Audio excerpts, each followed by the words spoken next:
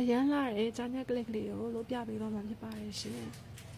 အတိုင်းလေးပဲဖြစ်ပါတယ်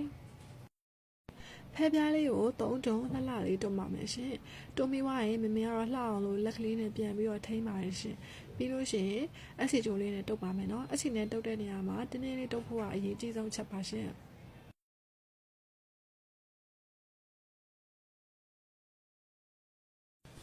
ဒုတိယအလွှာလေးကိုထားလိုက်ပါမယ်ရှင်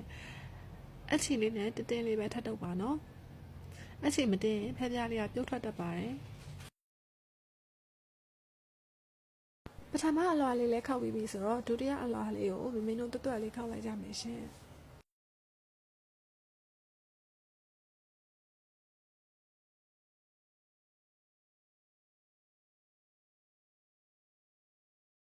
ဖဲပြားလေးနှစ်ဖက်လုံးပြီးသွားပြီဆိုတော့ပကြိုးလေးပတ်ရမယ့်ချိန်ရောက်လာပါပြီပကြိုးလေးလှမှာကိုယ့်ရဲ့ဖဲပြားလေးကလည်းလှမယ်ဆိုတာကိုတတိယတည်ကြပါတယ်ရှင်စိတ်ရှည်ရှည်နဲ့လှလှပပလေးပတ်ပေးပါနော်တဲလေးတို့ရေ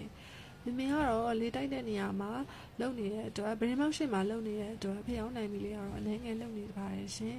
တိခံပြီးတော့ကြည့်ပေးကြပါဦးနော်ချစ်ဆုံးလေးတို့ရေ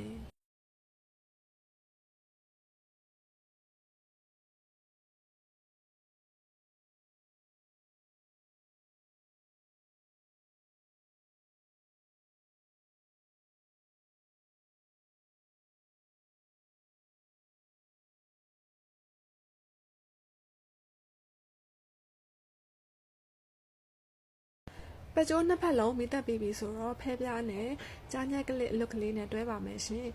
ကလစ်နဲ့ဖဲပြားနဲ့တွဲတဲ့အချိန်မှာအရေးကြီးဆုံးချက်ကတော့ကော်ချောင်းကပူနေဖို့ပဲအရေးကြီးပါတယ်ရှင်အကယ်လို့ကိုကလောက်တာနှေးလို့ပေါ့နော်လက်နှေးလို့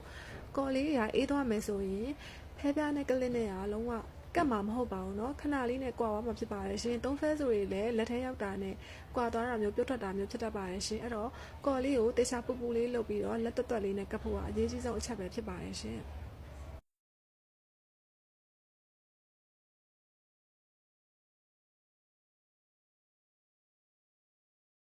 အခုကတော့ကြောက်ကလေးကတ်တော့မှာပဲဖြစ်ပါတယ်ကြောက်ကတ်လို့ရှိရင်ကြောက်ကိုအလဲတက်တက်မှာကြောက်အောင်ကတ်ပေးပါနော်ကိုကပင်ပင်မမနဲ့လှုပ်လာပြီးမှကြောက်ကလေးကတ်တာမလှရင်လည်းဖဲပြားလေးကမလှတာမျိုးဖြစ်တတ်ပါတယ်ရှင်